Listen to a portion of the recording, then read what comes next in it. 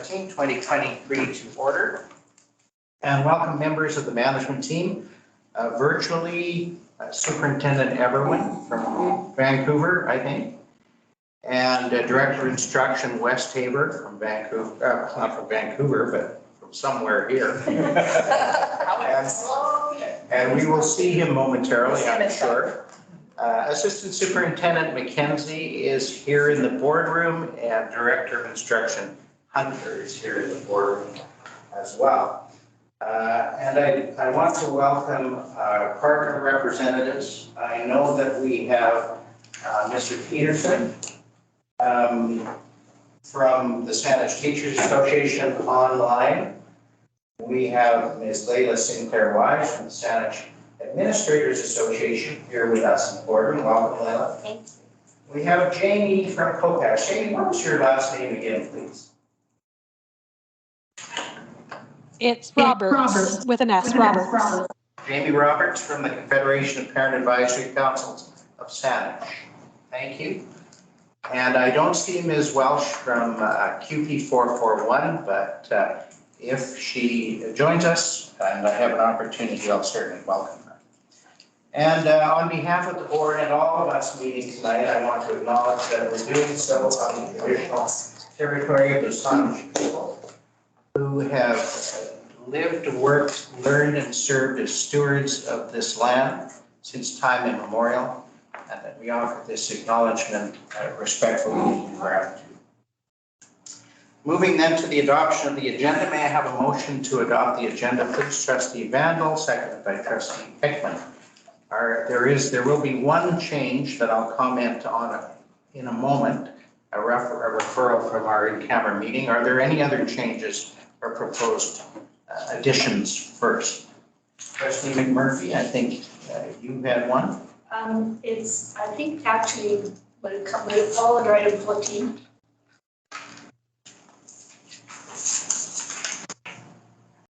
Correspondence. I'm thinking business arising from the minutes. Okay. After the budget file. Okay. So under other businesses submitted. After, what did you say, after budget Business file? arising. Yeah. It would be 4-2. Oh, business arising, sorry, I'm wrong. Yes, okay. What do you call it? North Saanich. North Saanich response to our correspondence. Okay. North Saanich Council meeting regarding school district correspondence. Thank you. So that will be, well, first of all, let me see if there's any objection. Is there unanimous consent and agreement to add that, trustees? Yes, all right. Let's make that item 4-2. And then there is a referral from the in-camera meeting, which has to do with Parkland track correspondence. So I propose we would make that 4-3. And Trustee Silzer. Chair, under item 13, I have a report as the representative to the Victoria Family Court in New York. All right, thank you. So let's add the Victoria Family Court and Youth Justice Committee as the fourth bullet under item 13, and Trustee Silzer will deal with that one as well as two others of those. Is there any objection to adding that, trustees? And that's added as the fourth bullet under 13 by unanimous. Are there any other proposed changes or additions, deletions to the agenda? All right, all in favor of the motion of the adoption of the agenda as amended? Any opposed? And that motion is carried. Moving then to the adoption of the board meeting minutes. First, the regular board meeting minutes of April 19, 2023. Are there any errors or omissions to those? Trustee McMurphy. I think there might be an omission in number 16, naming committee. It says the board recognized the donors of the property. I think actually the board recognized family members of the donors, not the actual donors. That are all dead. Thank you. So trustees, is there any objection to adding the 3 words, family members of, in the last sentence on page 5? Oh, all right, that's done. Anything else? Thank you. Then I will declare that the minutes be adopted with that change. Thank you, Trustee McMurphy. Moving then to the special board meeting minutes of May 3, 2023. Are there any errors or omissions to the minutes of May 3, 2023? Hearing none, I declare that those minutes be adopted as circulated. And then the special budget meeting minutes of May 3, 2023. Are there any errors or omissions with respect to those minutes as well? Hearing none, I declare that those minutes be adopted as circulated. I also advise that prior to this regular meeting, the board held an in-camera meeting and discussed personnel matters and business affairs. Let's move then, trustees, to item 4, business arising from the minutes. We now have 4 items. The first is the 2023, 3 items, but the first is the 2023-24 annual budget bylaw. And I'll ask the Secretary Treasurer to introduce this topic, and I anticipate that Trustee Elder, as the Chair of Finance, Facilities, Technology, and Budget Advisory, will probably move forward. Mr. Reid? Thank you, Chair. The preliminary budget for fiscal year 23-24 is included in the package, and I've included a covering briefing note that explains briefly the process to date and the next steps in the adoption of the budget. So on May 3rd, the board had a special budget meeting, and that was a board meeting where the board decided on how the budget would be balanced for next year. And there were 5 motions that were adopted at that meeting. The first motion was that the 23-24 preliminary budget be balanced without reflecting program budget reductions by allocating to the extent necessary contingency reserve and to the extent possible underspend of 22-23 service and supply budgets. That program budgets not be increased beyond the essential inflationary adjustments already reflected in the calculated net unfunded inflationary pressure of $1,683,000. That during 23-24, any additional funding, including from enrollment growth relative to forecast, be applied to reduce budget pressure to the extent possible. That the district can conduct a review of programs early in 23-24, considering where budget reductions are feasible to inform cost reduction measures to be implemented in future budgets as required. And then the final motion adopted was that the board advocate at all levels for funding for inflationary and other unfunded cost pressures. So following this direction, the 23-24 budget has been prepared, reflecting those essential inflationary adjustments and appropriation of $1,682,754 in accumulated surplus from the contingency reserve.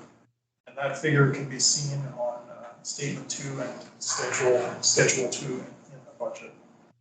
The total bylaw amount is $118,329,102. And this is a consolidation of the operating fund, the special purpose fund, and the capital fund. Now, the budget process and consultation and the discussions on May 3rd really focused on the operating fund, because that's really where the balancing has to occur. The special purpose fund reports targeted grants that are received by the district, and we have compiled the budget for the special purpose fund reflecting those targeted grants and other targeted revenues forecasted to the best of our knowledge at this time, and the expenditures reflected in the special purpose budgets are consistent with the restrictions on those funds. And as we learn more and as additional grants are confirmed for next year, those will be reflected in the amended budget. There are some grants that we received this year have not necessarily been confirmed for next year, but will be reflected in the fall if they are confirmed. The capital budget is really a reflection of the capital plan, and the revenue in the capital fund is the forecasted amortization of capital grants that are received over time, and the expense is the forecasted amortization of capital assets. So it really flows from the board's approval of the capital plan and then the ministry's subsequent approval of projects. So the next step in the adoption of the budget is the three readings of the annual budget bylaw. And in order for the budget bylaw to be read for a third time in the same meeting, the board also has to make a decision, a unanimous decision that the bylaw be read for a third and final time at this meeting tonight. So I think I'll leave it there, but I'm happy to answer any questions. Trustee McMurray. Thanks, Chair. Through you to Secretary Treasurer. Have you got any update for us on the possible underspends so far, or is it still what you were predicting last month? Yeah, so we have in the last forecast that was reviewed last week at FF&T, we did decrease our estimate of replacement costs. We saw a little bit of a moderation in the trend around replacement costs. So as a result of that, we know that we'll have sufficient, we're expecting to have sufficient contingency reserve to basically fund the budget as proposed.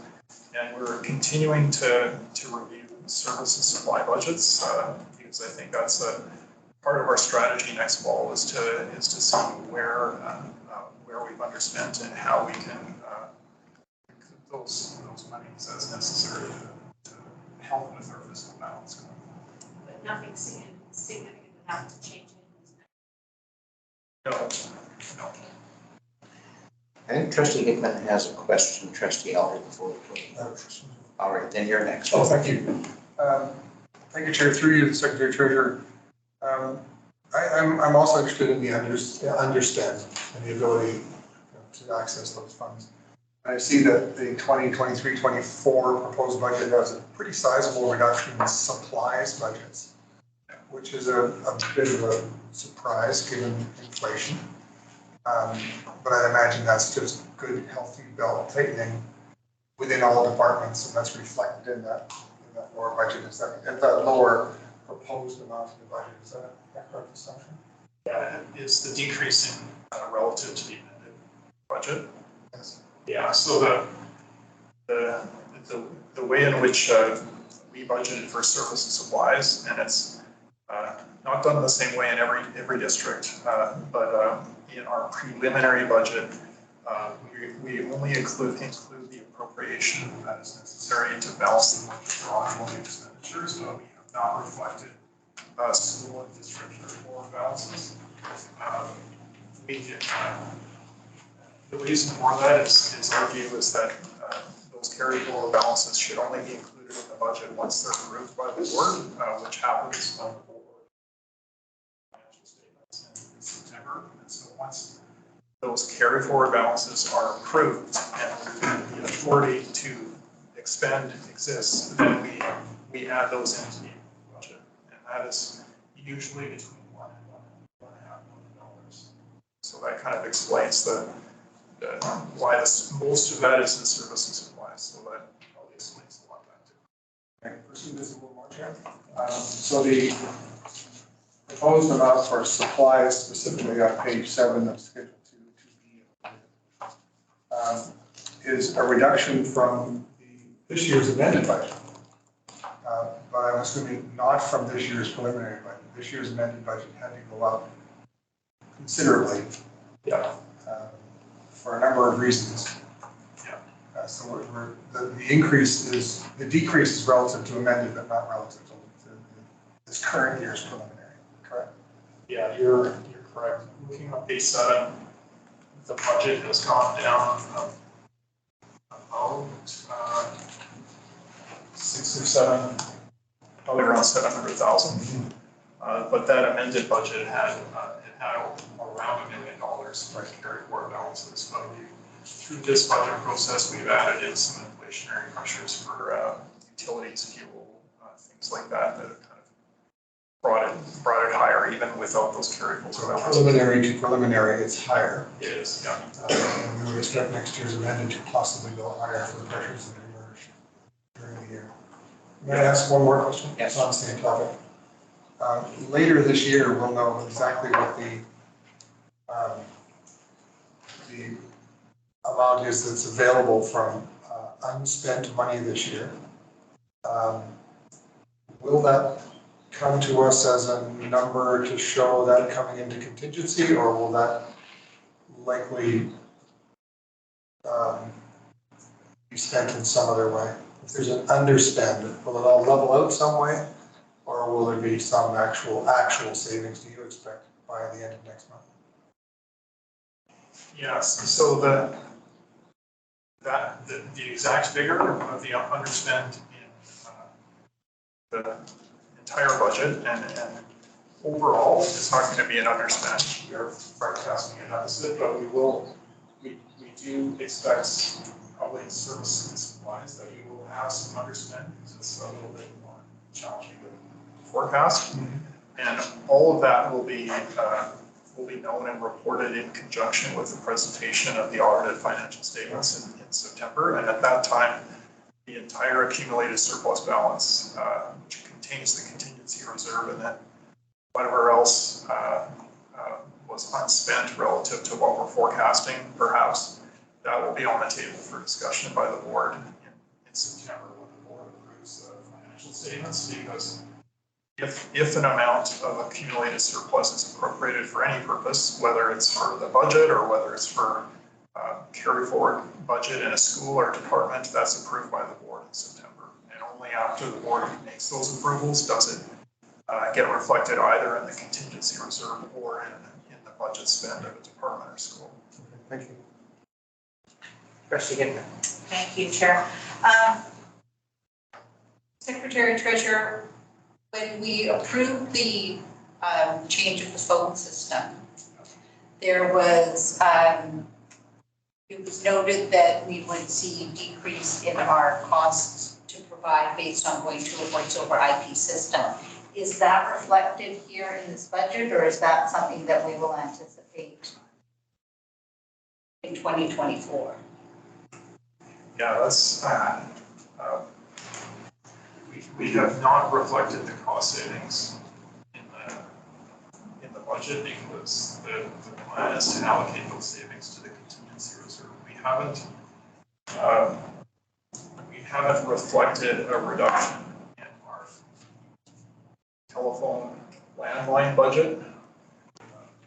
Whatever it is, it's probably in services. We haven't reflected a change in that yet. But as we go through the year and we've realized those savings, the intention is to reallocate all those savings into the contingency reserve. And if I recall correctly, it was requested that we see that as an itemized dollar going into the contingency. Yeah. Is that correct? Yeah, I would, as we're discussing this, I think a good course of action would be to revisit this in the fall and then reflect the changes in the amended budget. Once we get through the implementation, it is going to be a complex, complex implementation. Okay, great. Thank you, Chair. Trustee Helding. Chair, if you're ready for the reading of the bylaws, I'll do that now, and there'll be room for debate after fourth, as part of the fourth motion, if we get that far. So if the time is right, I move that the board approve the first reading of the annual budget bylaw for fiscal year 2023-24, the amount of $118,329,102. Seconded by Trustee Silzer. Any discussion? All in favor? Opposed? Carried. Move that the board approve the second reading of the annual budget bylaw for fiscal year 2023-24 in the amount of $118,329,102. Second. Trustee Manuel. Discussion. All in favor? Opposed? Carried. We've been reminded of the need for this one to be unanimous. If it's to move us to number 4, that I move that the board approve the reading of the annual budget bylaw fiscal year 2023-24 in the amount of $118,329,102 at this board meeting for a third time. Second by Trustee Stelzer. Comment, questions? All in favor? Opposed? Carried. Unanimously. I move that the board approve the third and final reading, pass and adopt the annual budget bylaw for fiscal year 2023-24 in the amount of $118,329,102. Seconded, Trustee Manuel. Discussion? All in favor? Opposed? Motion's carried. Thank you, Trustee Elder. Thank you, Secretary Treasurer Reeves. We'll move to item 4.2, which is the North Saanich Council meeting of May 15, 2023, and its consideration of our board letter. Just to remind trustees, at our May 3 meeting, we considered and passed the following motion: that a letter be written to the District of North Saanich Mayor and Council regarding the deeply concerning comments about School District 63 made at the April 24, 2023 meeting of the North Saanich Council regarding the Parkland Track project and the operation of the school district. That the District of North Saanich Mayor and Council be requested to provide substantiating evidence regarding the concerns expressed and join with the school district in a meeting to discuss a more positive path forward. Pursuant to that motion, I signed a letter to the Mayor and Council of North Saanich, which was, as I understand it, considered at the May 15 North Saanich Council meeting. Thank you to Trustee Silzer for circulating among trustees a summary of the council's consideration of that. That's my introduction to the issue, and so it's now on the floor for comment, discussion, motion, what have you, if anyone wishes to.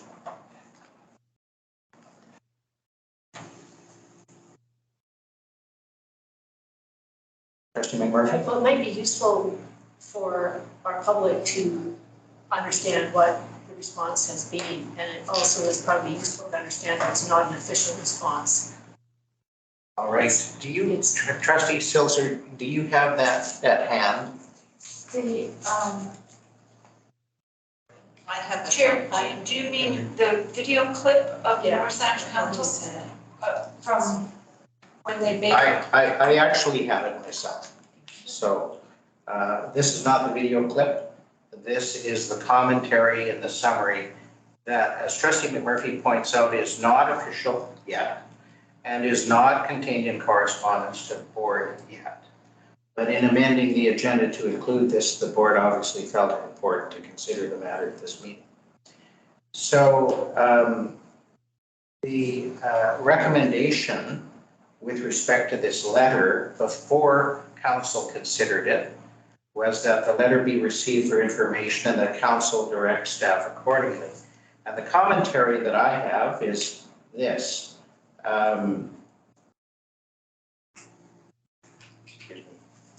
Mayor Jones, Mr. Dunford was not happy with council comments on April 24 and wishes to set up a meeting. Councillor McClintock, the letter is very vague. Perhaps he can highlight the concerns expressed that he found so upsetting.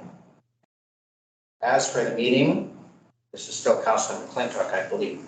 As for the meeting, would that be the full council plus the full board, or just the mayor and the board chair? I don't know what he's concerned about. I'll move to receive the letter for information and request that Mr. Dunford provide more information as to his concerns plus specifics on the proposed meeting. That apparently was a motion that was carried unanimously. We haven't received any correspondence yet, as I say, but I assume when we do, it will reflect those comments.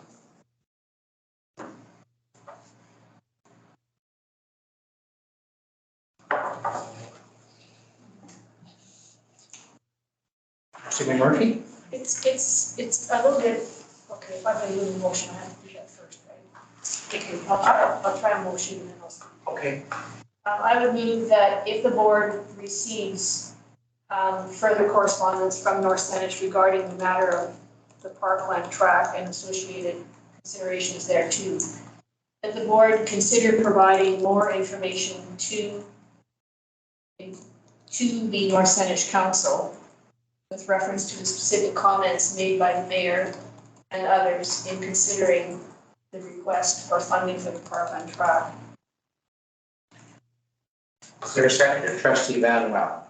Trustee McMurphy. Well, it's, you know, which comes first, the cart or the horse here, because we haven't received the letter, but we have listened to the video of the meeting, and we've seen the transcript of some of the comments. We've got the text of the motion, which is not official yet, because of course the North Saanich Council hasn't adopted it yet. But on the other hand, we will not have another meeting for a month from now.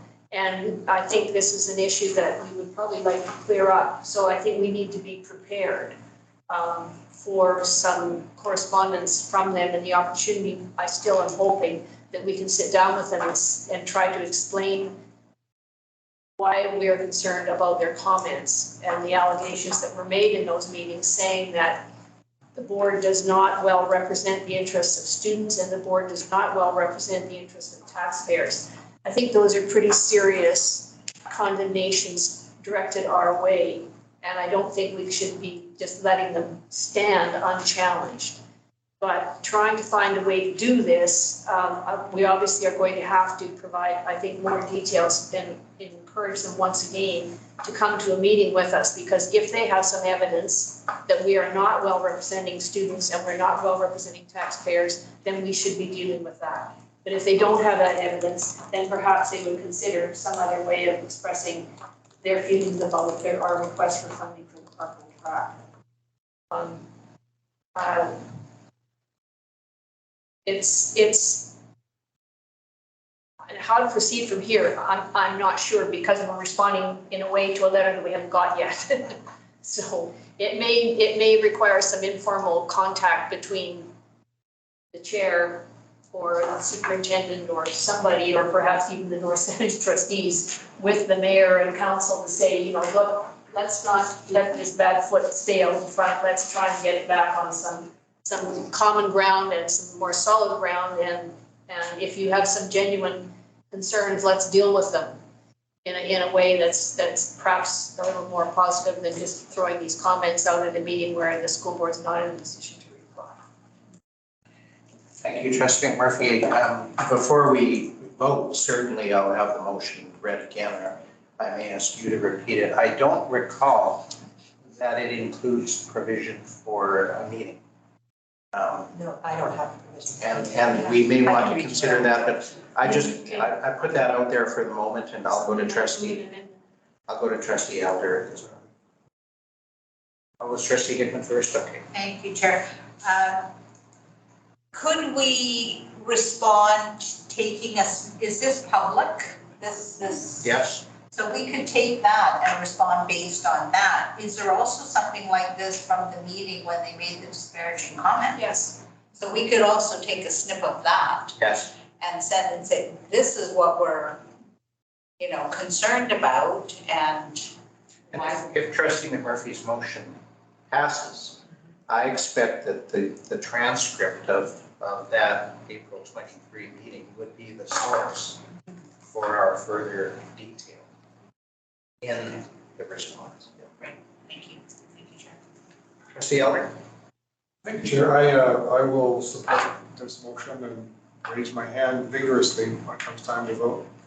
I was extremely disappointed in council and in the mayor, in particular the comments made by the mayor and made by Councillor Di Battista. And our motion specifically reminds them comments made about the school district, that was the mayor. And about the Parkwood track, that was Councilor DiBattista. And I'm equally shocked, maybe too strong a term, concerned, disappointed that when reminded that those comments were offensive, the record shows that they forgot them. If you say something disparaging and a week later you're told, please explain yourself, I can't imagine saying, I have no idea what you're talking about.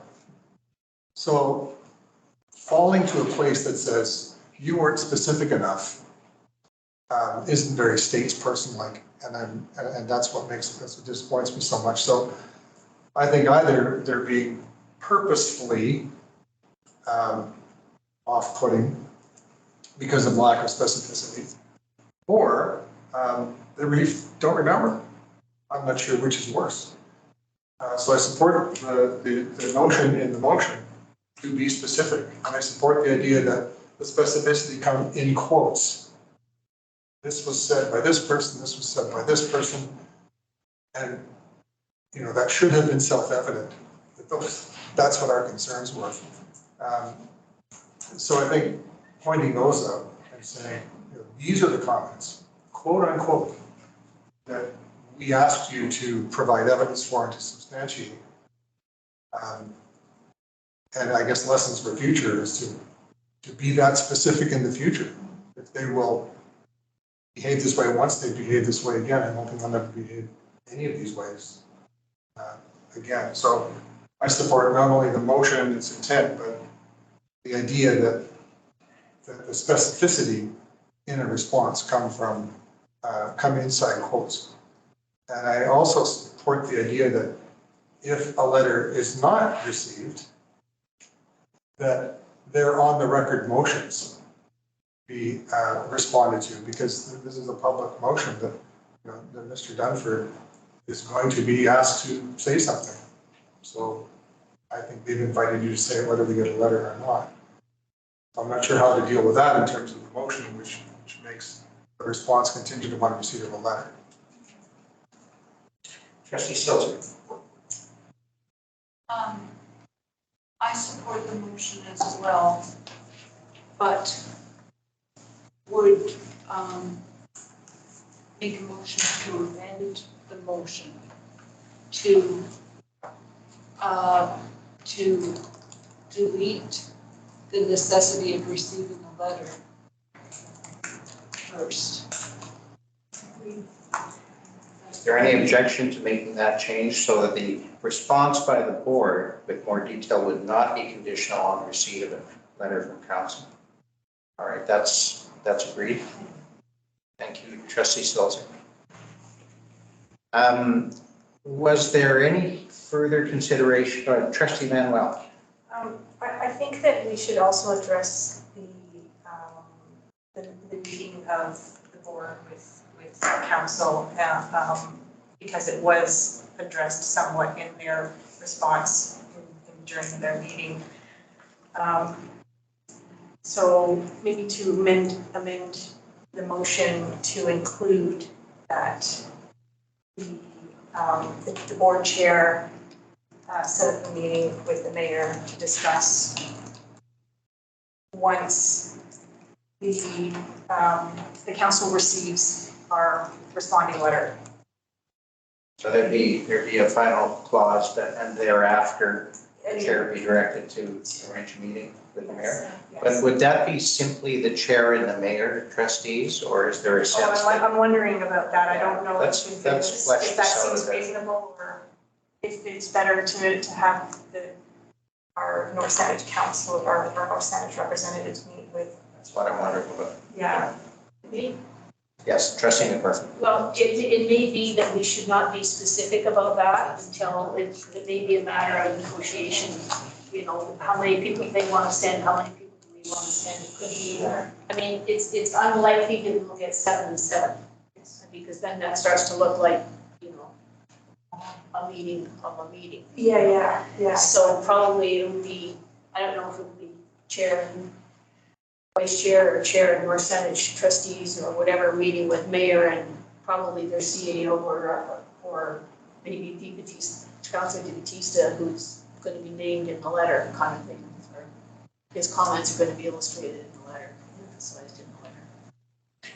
Thank you. So maybe something along those lines. Well, we can certainly, if the board wishes, we can have something generic instructing me to request a meeting. Without defining Request a it. meeting and participants to be determined. To discuss which, trustee McCarthy? To discuss the concerns. Yes, To to discuss discuss it yeah. here. Yeah. But trustee Silver, you wish to weigh in? Yes, thanks, Chair. In the interest of further, as we said originally for last meeting, that our wish is to get our relationship with North Saanich Council on the right track. And from the comments that were made by councillors, it would appear that they need to see us as people, not just problems, you know. So it just makes me think, maybe not directly, this, but it would be helpful probably to have more than just a mayor and councilman, that mayor is explaining to councillors what happened. But I wonder if the Board of Education has ever had kind of an open house meet and greet with the four municipal officials. Not that I can recall. I wonder if it'd be helpful at any. It's in our resolution plan. Oh, good. We're going to talk about that. Yeah. All right, we're working towards an amendment here about structuring some sort of meeting without particularly necessarily defining it. That's the point, trustee Elder. Will there be a motion to amend that relates to that? Yes. I have Yes, put something, we're just trying we're just to. trying to determine the actual wording. What do we have? Can we, and that is the chair, see the meeting. Could we read out the motion to make sure? Yeah, absolutely. Okay, so this is the motion without an amendment. Yep. All right. If the board receives further correspondence. No, I'm sorry. Oh, sorry. I'm I thought you sorry. wanted the, That's gone now. okay. I thought you wanted that one with the. No, I'm sorry. My That's all right. apologies. So, Simply that the board. oh, that the board consider providing more information to West Saanich with reference to comments made with reference to Parkland Track and associated considerations. And that the board chair set up a meeting to discuss the concerns. So that incorporates trustee Van Wells' meeting. I don't like the word consider. to be Just, honest. that's what I'm going to could you just could say that the board provide more information rather than consider? If you actually want to do it. Okay, so let's be orderly here. Trustee Van Wel has offered an amendment to the motion, directing the chair to seek a meeting to discuss the concerns. Is there any objection to that, trustees? Is there agreement on that?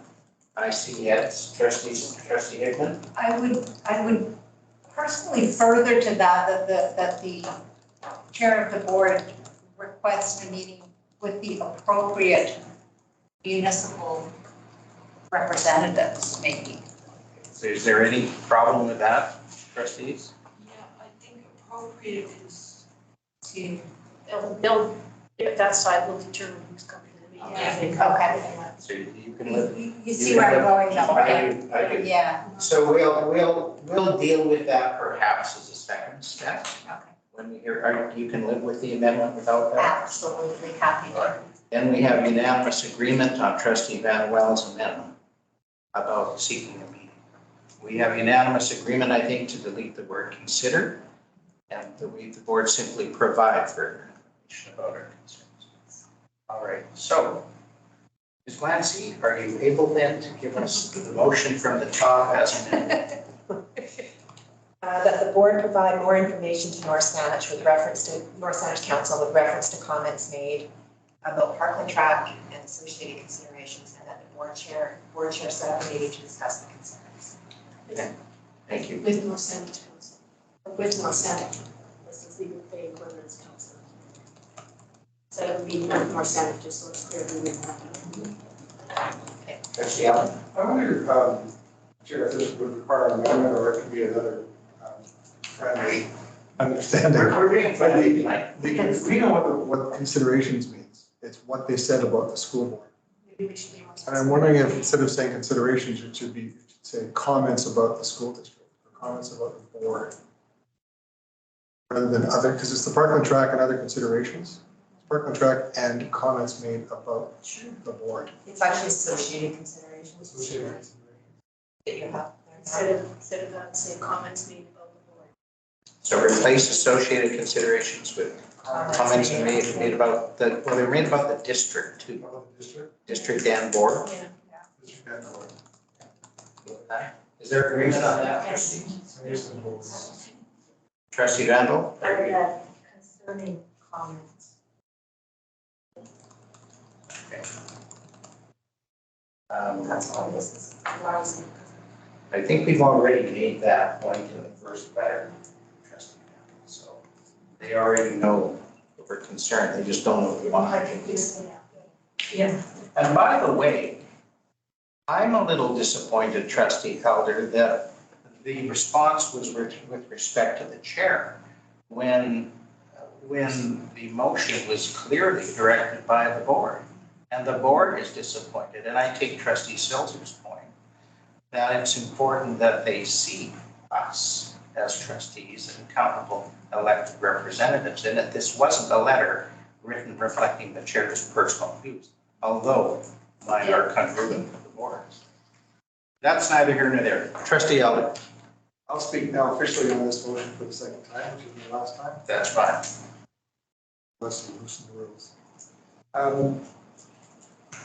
I'm, when the motion passes, there will be a fair amount of discretion in your hands, Chair, in terms of what to say about the meeting and what to say about the specifics. I'd suggested earlier that it'd be quote unquote. And I would suggest as well that the meeting that be sought be at least two people from each side, not just the chair and the mayor. It would make sense to be the chair and the vice chair and the mayor and I'm not sure if they have a second, but they don't, so maybe there's a counselor. The two who expressed the strongest opinions were McClintock and DeBattista.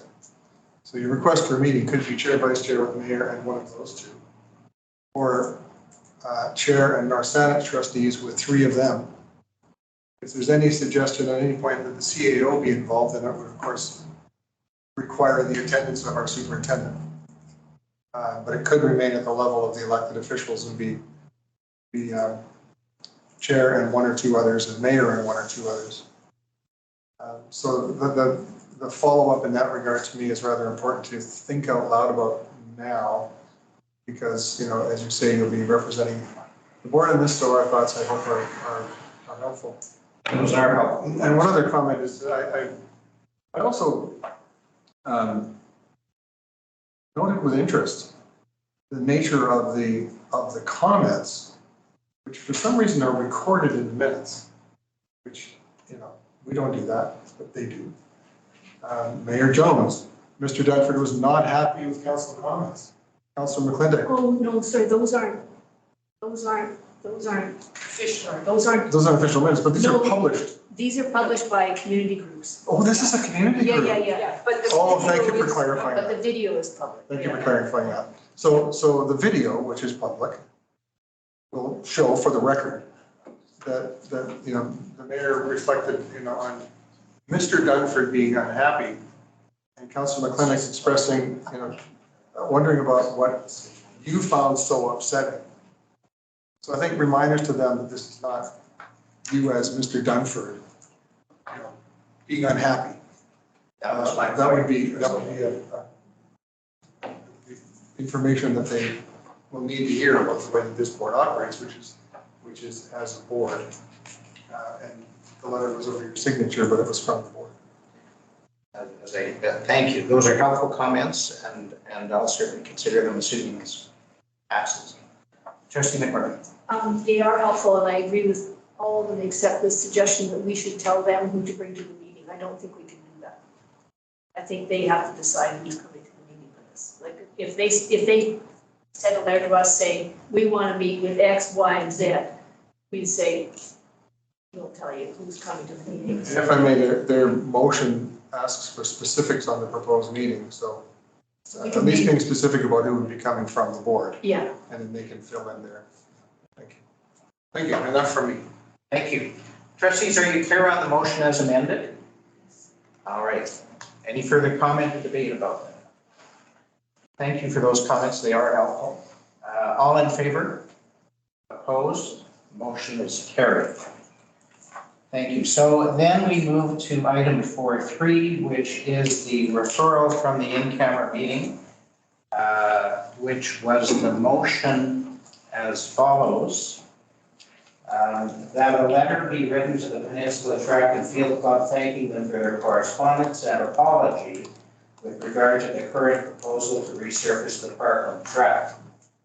And that a copy of this motion, along with a copy of the Peninsula Track and Field Club letter of April 30, 2023, be forwarded to the Mayor and Council of North Saanich. So that motion was referred to this meeting for consideration and disposition of some sort. So it's on for progress. Mr. Murphy. I am looking for a mover. Second by Trustee Heller. So we have a motion here. Is there any discussion? Debate?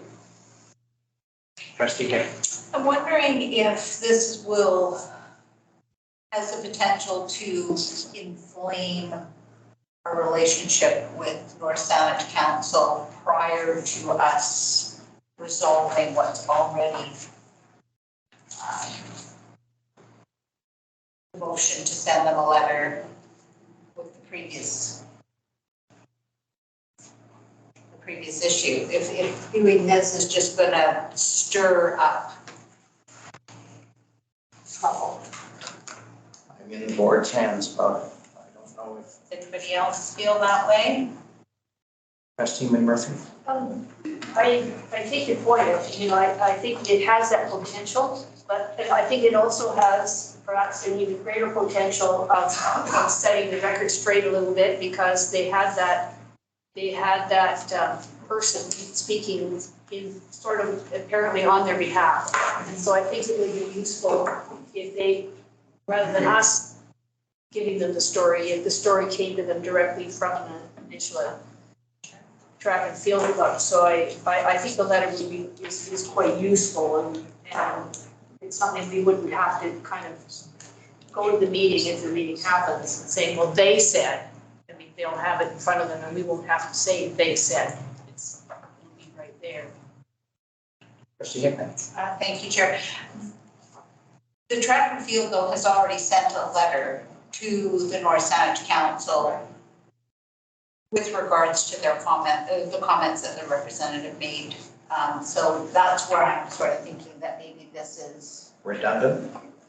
Yeah. Trustee Silver. But do we know that it's the same letter? That it says exactly the same thing? So I don't think, I agree with Trustee McMurphy that it's, that it's necessary background document, and it probably doesn't hurt if they say the same thing twice.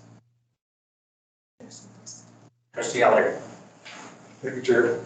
I, for one, am not too opposed to the notion of inflaming them. I think we need to get their attention in every way we can. I do have a question, a specific question that I asked previously as well. Has the letter, I should know this, but has the letter been received in a public meeting as official correspondence for the record by the board? That's just been received by trustees. It's here in the correspondence section. It's in the correspondence section, so it's been received publicly.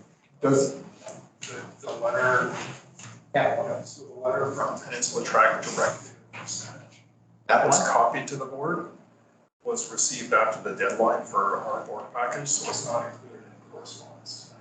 I don't believe it wouldn't have been included in correspondence for North Saanich Council either. So the letter that this was received, I think it was more trustees than the board. Yes. apologizing and so on as referenced in the motion. That one is excluded. That's included in It's correspondence. It's the second letter into our Spanish, that was. Thank you. And does the author, I know it's the board's to do with as the board wishes, but just as a courtesy, has the author been advised that that letter will be received in public, and will they then be advised that it's being forwarded to North Saanich Council as a courtesy? I know Mr. Reed had some communication. Yeah, they are aware that it's being received in the public meeting. I haven't advised that it would be forwarded because there's a decision. Trustee Van Well.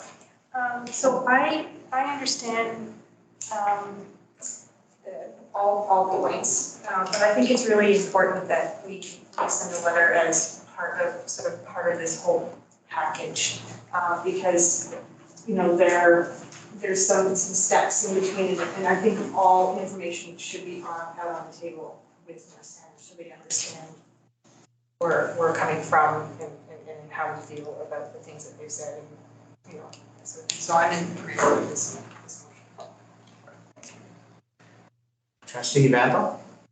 I agree as well with Trustee Bramwell, because I think we should leave no stone unturned in clearing this up. We've got some evidence, let's pass it on. Right. Well, I think we've all had a go at this, so Trustee Murphy. I think it's just one point that I'd like to emphasize from the letter, and I think this will, I hope, be part of the spirit in which we, if we can meet with them, that we could sort of highlight or fall back on, because that sentence in the beginning of the last paragraph, regardless of our roles as trustees, board members, school district staff, or coaches, we are all on a mission to serve and improve the well-being of our local youth. And I think, you know, if we can sort of approach it within that general framework and say, you know, we still have a duty to say the comments you made are inappropriate and they're unfounded, at least in our view, and if you can substantiate them, then we certainly do apologize. But the idea of wanting to make it good for our community is, I think, the platform that we stand on. Well, I see no other hands, and so I'm prepared to put the question now on the motion. The motion that we acknowledge and thank the club for the letter and then forward it to North Saanich. All in favor? Any opposed? Motion is carried. Thank you. Trustee Vandal, can I pray allow you maybe to pull the blinds tight? That sun is in my eyes, and thank you. You don't Thank like you, the Inquisition? Oh, I love the sun, but I need to be able to see my colleagues in their hands. Marshall Barnes? Thank you. Well, thank you, trustees. That completes business arising from the minutes, and we'll move to item 5, which is the presentations, delegations, and questions. There are no presentations and delegations. Are there any questions from partners? I'm not seeing any. We'll move to item 6, which is the report from the chair. And I wish to comment on the following topics. The BC School Trustees Annual General Meeting occurred April 27 to 29 in Vancouver. 4 of us were able to attend along with Secretary Treasurer Reed. It was, in my view, one of the best planned and implemented or executed in my time, but I know Trustee Van Well, Trustee Van Well as our provincial councillor will be reporting in greater detail under trustee representative reports, item 13 on that. Post AGM, I participated in a BCSTA chairs call on May 4, which included a number of topics that will be of interest to the board. The first is that President Carolyn Brody will be replacing Vice President Tracy Loeffler as the VISTA liaison representative. So Vancouver Island School Trustees will be seeing more of President Carolyn Brody at our meetings. I don't think that's a comment on Vice President Loeffler at all, and I thank her for her 2 years of service, faithfully contacting chairs ahead of BCSTA board meetings, concerns, faithfully attending our meetings as best as she could. I think there's just been a circulation of different directors in different branches. So we get the president for a while. Ms. Brody also indicated that for the next AGM, the organization is working on modernizing the business portion somehow. The technology didn't go all that well this time, and I'm assuming that the improvements relate to technology, but at this point I don't have any further information on what that would be. Second in the call was some discussion around school district codes of conduct. You may recall that the BCSTA and the ministry have been working together in developing a template and stronger terms for codes of conduct for boards. And it is anticipated that later this month or in early June, there will be letters to the chairs and superintendents of every district commenting on their code of conduct and making suggestions as to amendments or revisions to it. We were advised in the call that there will be 6 or 7 examples of strong codes of conduct that can be distributed and used as examples for districts to follow. Well, on Friday last, I was contacted by the executive director of BCSTA, Ms. Hoffman, to advise that ours is perceived as one of the strong ones. Our code of conduct is to be used, unless we object, as an exemplar for other districts. And so we are one of 5 where that's the case. And I must say that I think we should be pleased that we can help with that leadership initiative at our provincial colleagues. A third, there's been discussion as well about the tentative advocacy day to replace a board chair's planning day. This has been scheduled for October 19 in the fall here in Victoria. All chairs, or in the absence of the chair, vice chairs, will be flown in on BCSTA's time, except I assume for South Island chairs at least. It'll be a meeting from 8 a.m. to 3 p.m. and focus on 2 or 3 issues. Then we'll have lunch and a 10-question period, and there apparently will be an opportunity to address local issues with MLAs as well. There'll be further information early in the fall, and there'll be orientation sessions with chairs who would fall for this purpose as well. And then fourth in the call was a discussion about budgets, and I was eager to explain the quandary that our district has faced, principally because of unfunded inflationary costs. And others piped up and indicated that they had experienced the same difficulties, including President Brody's West Vancouver district. So once again, we know we're not alone in that as we consider our advocacy.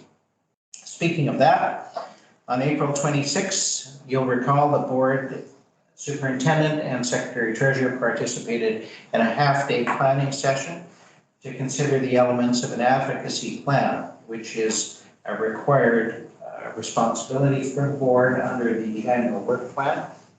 I'm pleased to say that following that, and principally with the work of Trustee McMurphy, a draft has been prepared and circulated, and I request that the trustees consider it for purposes of consideration and hopefully adoption this evening under item 16, other business. The student voice sessions continue at middle and secondary schools with respect to the strategic plan, mental health and wellness goal. These conversations are an important element of the process of implementing and monitoring our strategic plan and to seek improvement in the work we do. And I'm finding these discussions are personal, frank, forthright, thoughtful, illuminating, and helpful, and probably many other positive adjectives could be applied as well. Back to Trustee Hickman, and I will be attending the Bayside session with Director Hunter tomorrow morning. Some very good news to update with respect to the Shashishak Nature-Based Early Childhood Learning Center. Secretary Treasurer Reid has confirmed that the Ministry of Education and Child Care has approved the construction cost overages for the center, plus $165,000 to restore the outdoor area for playground purposes, so that the total additional money that we will receive is just shy of $600,000 for this purpose. So the total for the project that will be provided is $3,598,360. And the plan is that the center should open for childcare purposes on August 4 and early in the fall for the playground. We look forward to completion of this. Let me take this opportunity again, and this won't be the last time, but I want to acknowledge particularly the leadership of Secretary Treasurer Reid in leading the consultation process for this 150-year-old donation and the decision of the district in congruence with the wishes of the community and the family members of the donor as to how it might best serve our district and the students. And it's finally coming to fruition up front. The Boulders Society has invited me to represent the board at an event on June 7 at Stellies at the climbing gym to announce funding for a significant renovation of the middle portion of the climbing gym. This portion was designed in 2004 and constructed in 2005, and rejuvenation will ensure that it continues to best meet the needs of the students, the athletes, the climbers, and the broader community. The Boulder Society is working with the district and Stellies on the timing of construction, likely to commence in May 2024, 1 year from now. And then finally, we're entering the end of the school year with the celebrations of achievement that includes, particularly the graduations at our 5 secondary schools and of course Indigenous graduation as well. These are joyous occasions and further evidence of the fruit of the work that we do, as well as of course the hard work that all our staff does, and the work of our partners, including our parents and the students themselves. Trustees have been assigned to bring brief greetings on behalf of the board to various of these. And I thank you in advance for serving in that capacity. It's a good opportunity to note as well and thank President Peterson from the Saanich Teachers Association for the invitation, and from both the STA and the Saanich Administrators Association for their retirement event in early June as well at the Beach House. So please advise Ms. Glancy, trustees, if you haven't already, if you intend to attend that, because she can make arrangements and confirm your attendance.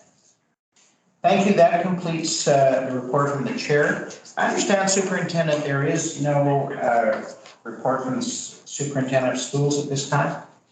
That's correct, Mr. Chair, not this evening. Thank you.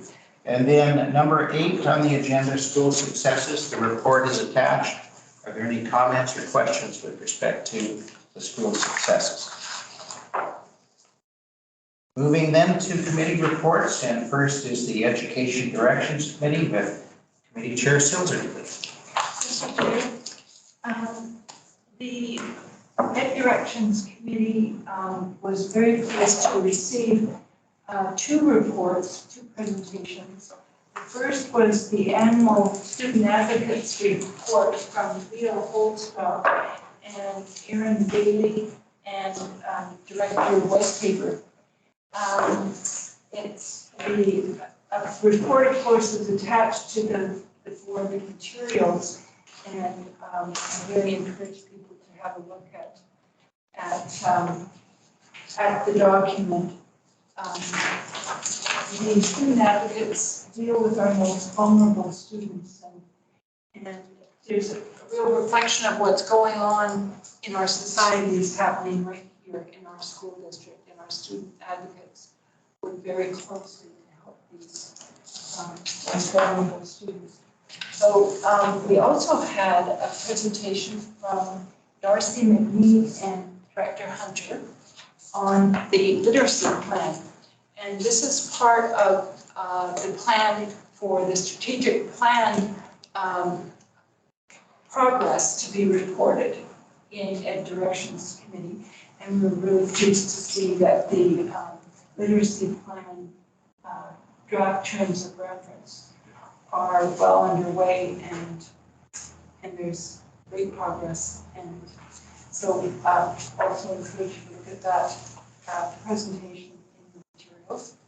There is one recommendation, and that is with respect to academy fees for 2023-24. The committee recommends, and I, Trustee Silver, move that the board approve the academy fees and programs of choice for the 2023-24 school year. Second, trustee Manuel. Would you speak to that, trustee Silver?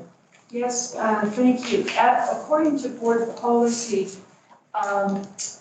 any fees are to first be approved by the parent advisory committees in each of the schools, and this would be the high schools. So those consents were received from all the tax, and there are no fee changes this year. And thanks to Assistant Superintendent. Yes. You can share it, thank you.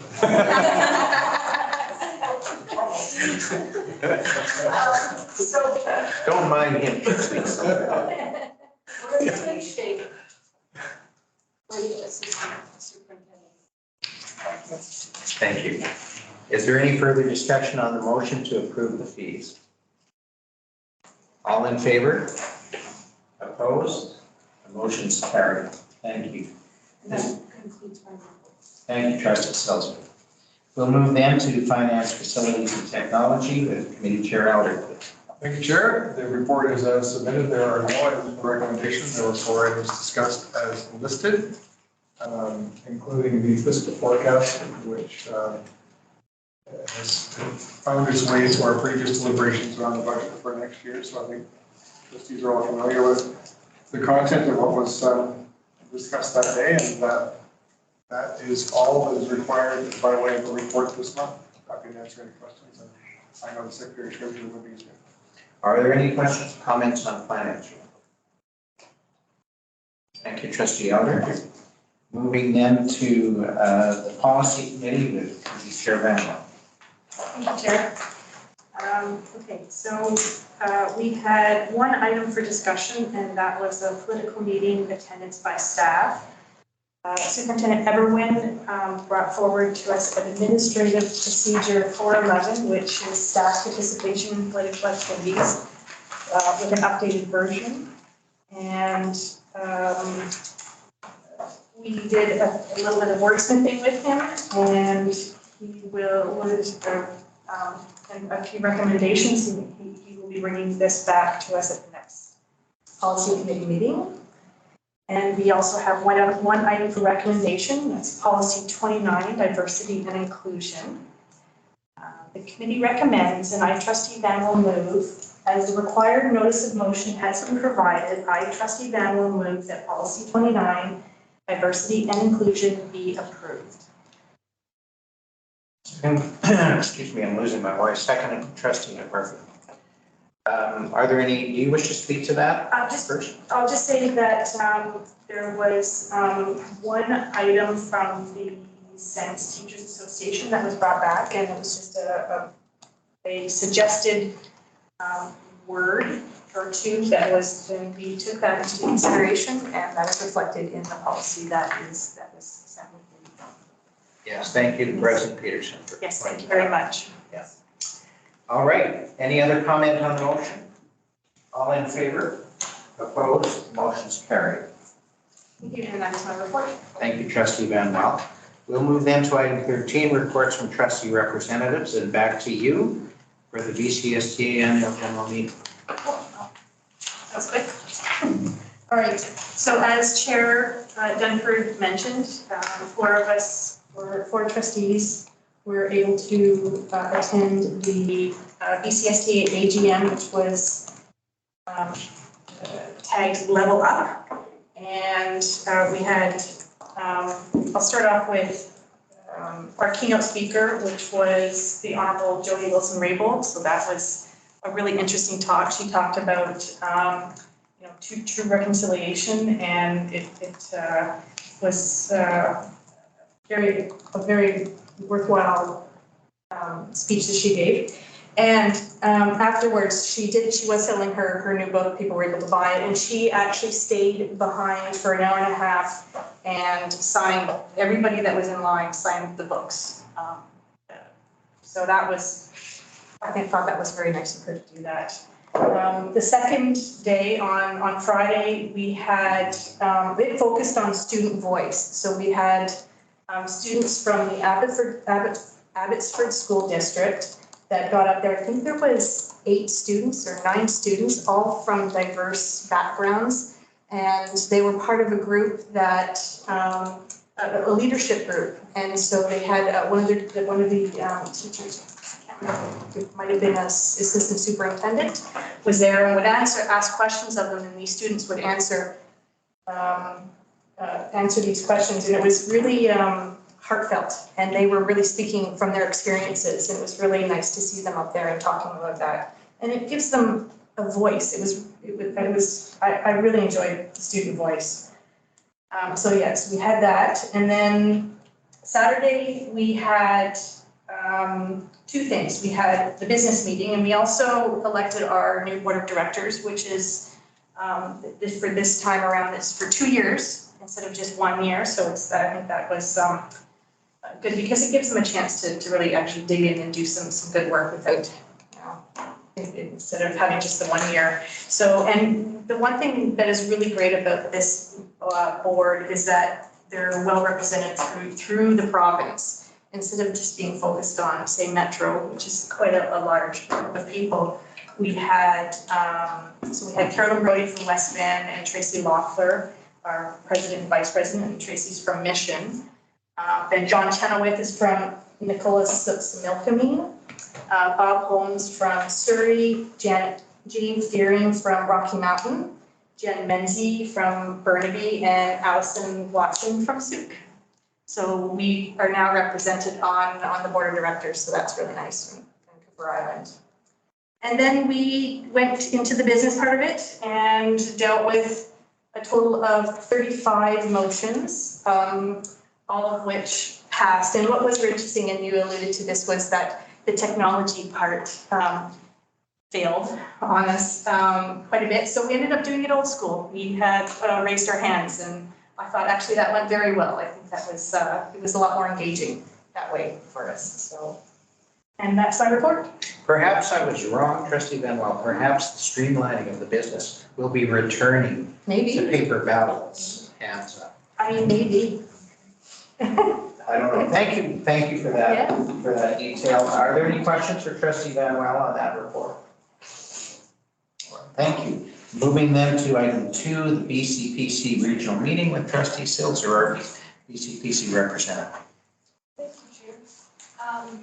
The Vancouver Island regional meeting for the BCPC was attended by Trustees Vandal, Elder, and myself, and Superintendent Everyone on April 24th.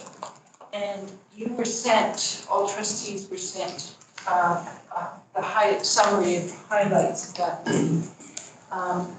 Basically, the BCPC has renewed itself almost completely in the last 2 years, and we had updates on teacher bargaining, support staff bargaining, and recruitment efforts. They will also be having a town hall on May 24th and May 30th on the coordinated legal and arbitration support services, their class program, which is the centralization of all arbitration cases, so that BCPC staff are helping us to save a lot of money by having all 70 school districts. 60 school districts use their service. So, and anyone's welcome to the town hall. You've received that information in the summary on April 27th. That concludes my report. Any questions for Trustee Silzer on BCPC? Or maybe my colleagues have anything to add. Trustee Elder, trustee Randall, superintendent. Anything to add to trustee Silzer's BCPC meeting report? All right, thank you. Thank you. Then we'll move on to you still, trustee Silzer, on COPAX. Yes, on April 27th, when most everybody else was at the BCSTA AGM, Director Westhaver and I attended the COPAX meeting, the last of the year. So that was April 27th, and Director Westhaver did a complete, well, a very thorough job of reporting on district activities to COPAX. And I mentioned our budget process, etc. And then there was cake. And we took a picture. And I think, there it is. And I thought it was so clever that the president, Megan, suggested that we do it in front of the Zoom screen so that everybody who attended was sort of represented there. And this cake was to celebrate the successes of the COPAX year this year. And we look forward to resuming meetings with COPAX in the fall. Most excellent. Thank you, trustee Silzer. And if you would move to the Victoria Family Court and Youth Justice Committee report. Right, the same day, but earlier, I attended the Victoria Family Court and Youth Justice Committee. And the most interesting part of the meeting was the report from the Mobile Youth Services team. And just to hear about the really concerning increase in violence in the schools in Greater Victoria. And Mia also who gave her report. So there's been real escalation of gang recruitment and violence, including weapons from the mainland. And she says it's the whole threat is in schools like never before. And it's even coming up in the peninsula. So big concerns about that. And she thanked everyone for the support of the continuing funding for this. And there will be some coordinating action on the part of the committee, Victoria Family Court Committee. And we'll hear more about that later. In the meantime, the committee is having an open house for resource agencies. So during the pandemic, the Victoria Family Court and Youth Justice Committee couldn't have their regular get-togethers of resource agencies.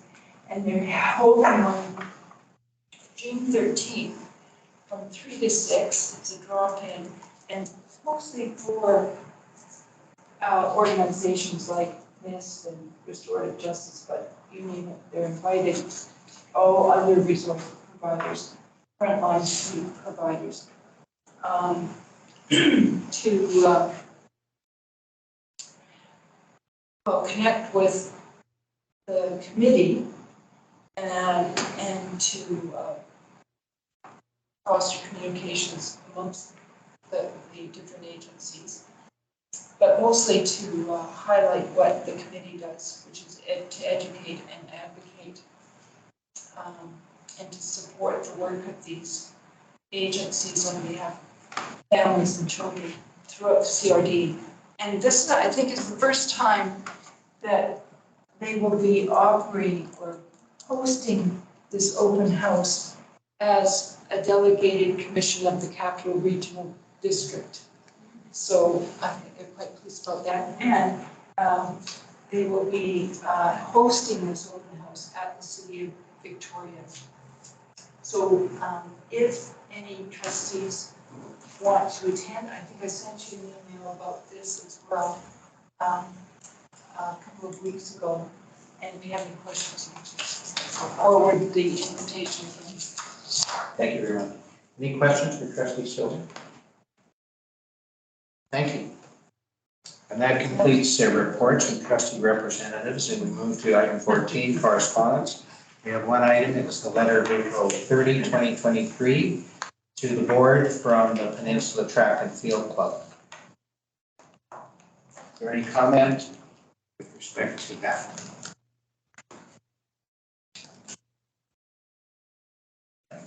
Thank you.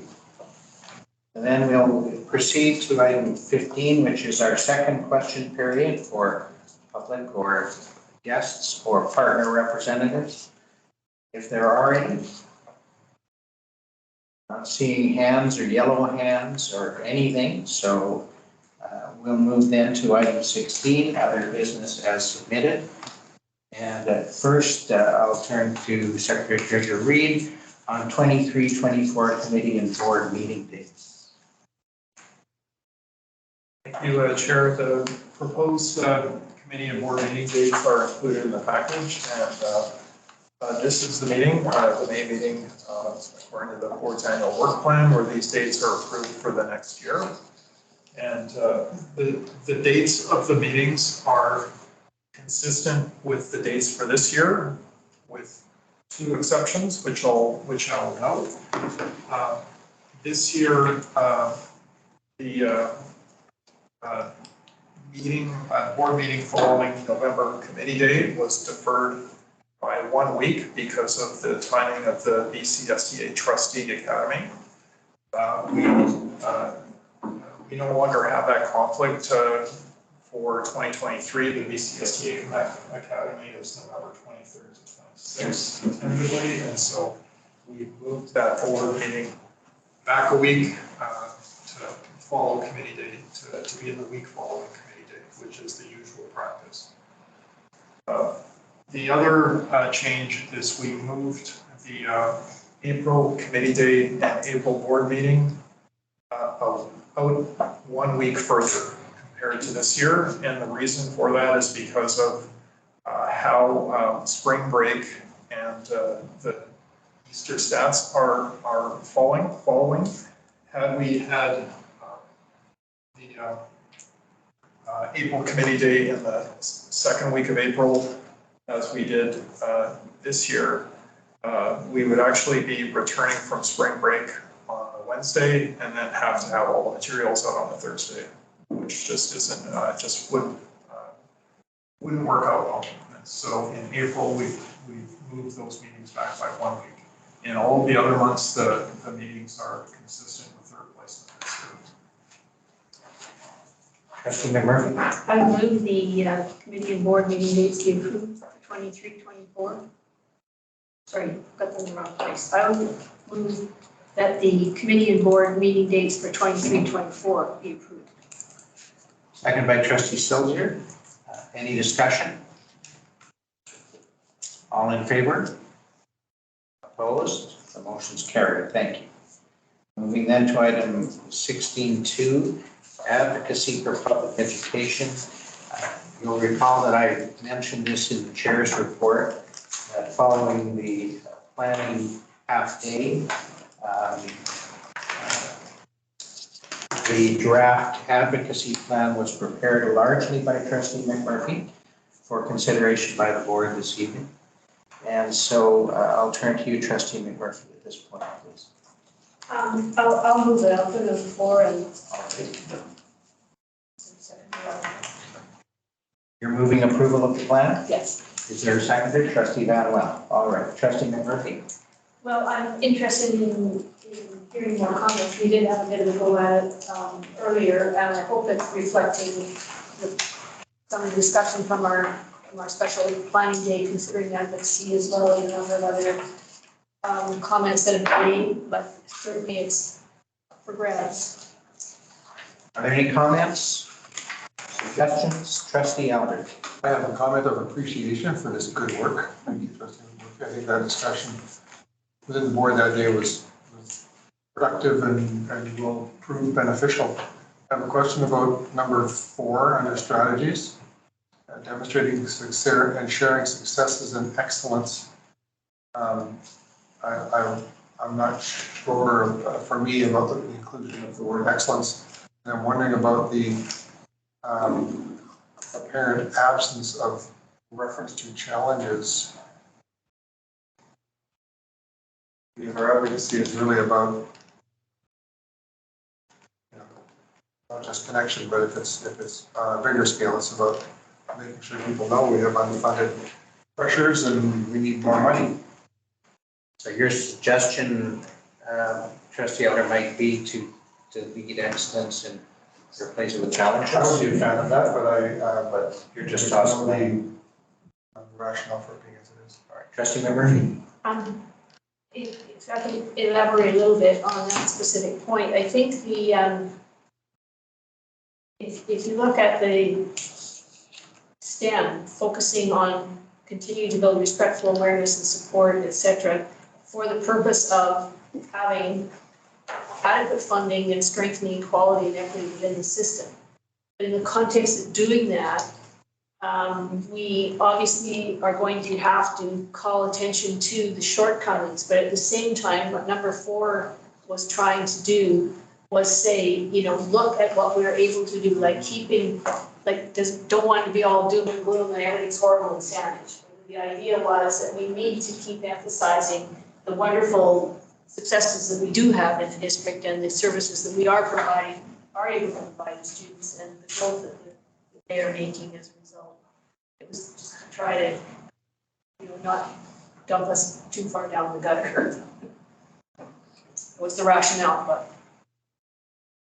Does that help, Trustee Elder, or do you wish to? It does, and if I can follow up, I think that people will hear, you know, a simple message and come to a simple conclusion because people who aren't doing what we do constantly may not be as aware, and I worry that people hear about our successes and excellences and just see that's enough, everything must be fine, and why with your other hand are you asking for more money if things are so great? And I think the advocacy has to really be grounded not only in we have wonderful successes, but we have serious challenges, and those include unfunded discretionary pressures, ... And that would leave people saying, what a good system, and why are you not being funded for those things? So I would still advocate for achieving excellence to challenges. All right, so let's treat that as a proposed amendment, Trustee Elder, and see if there's any objection to that, because if not, we can accomplish that by unanimous agreement. Is there any objection to replacing the word excellence with challenges? Not seeing any, so that's done, Trustee Elder. Is there any further discussion or proposed revisions to the draft? Any further? Trustee Silzer? Well, no proposals at this point, but Charles Ungerleider in his blog has written 3 articles on advocacy, or advocacy parts 1 to 3. And I'm just wondering if there's anything in there, and I haven't analyzed it yet to say what that might be, but just to have, I would personally like time to consider that wisdom from one of our educational leaders in light of what our policy is here. So I guess what I would be asking is, I think you are leading yourself to a motion to postpone but if you were to do that, Trustee Silzer, when would that be? Because this is intended to be an annual plan. So I think whether it's adopted tonight or not, we've only got one more meeting before the summer break. and I don't want to stand in the way of just getting on with it. But perhaps that would be a reflection for next time around, because obviously we're proceeding with our advocacy. And this is a really good, solid start. Yeah, and thank you for that, because I think it's fair to say it will be considered on each year. And revisions, issues may change, strategies may change, and content may change. All right, are there any other comments or proposed changes? Trustee Van Wel? I would like to thank Trustee Murphy for capturing our planning day for advocacy and capturing it in this document. I think it's a great framework for us moving forward in advocacy for our district. Thank you, Trustee Van Wel. And if I may take the liberty of echoing those comments, I think we should reinforce that appreciation, because this is an unusual task. Very few other districts are doing it this way, and it's certainly a first for us. Any other comments before we vote? All in favor of approving the plan? Opposed? Motion's carried. Thank you. Yes, probably what the next steps are. Well, yeah, I'm wondering about the next steps with respect to this becoming Appendix B of Policy 2. It hasn't been through the policy committee or been up for feedback, or does it now have to be treated informally as an appendix, or does it now become an appendix? You asked that same question. The Secretary Treasurer That's the will, answer. he will answer that. Yeah, it is in itself not a policy, it's an appendix to a policy. The board's annual work plan is also an appendix to a policy, and it's approved at the board table and simply appended as an appendix each year. So it's Good answer. Pretty Thank slick. you. Yeah. Isn't he smooth? Maybe good one. Any other questions before we leave this? Trustee Hickman? I should have asked this actually under the committee and board meeting dates. Do we meet in August prior to the start of the school year? Or did I just make that up somewhere? I think you dreamed that, or wishful thinking, Trustee. No, that's terrible. Sometimes we do Sometimes, have. oh, okay, that's what I was thinking of, okay. All right, thank you. Trustees, that completes the agenda for this evening. Is there any objection to adjourning at this time?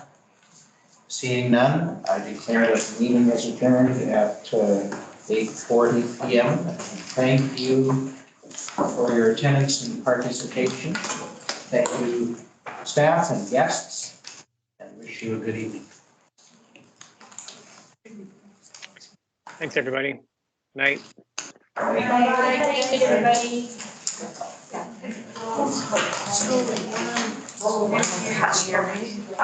See you.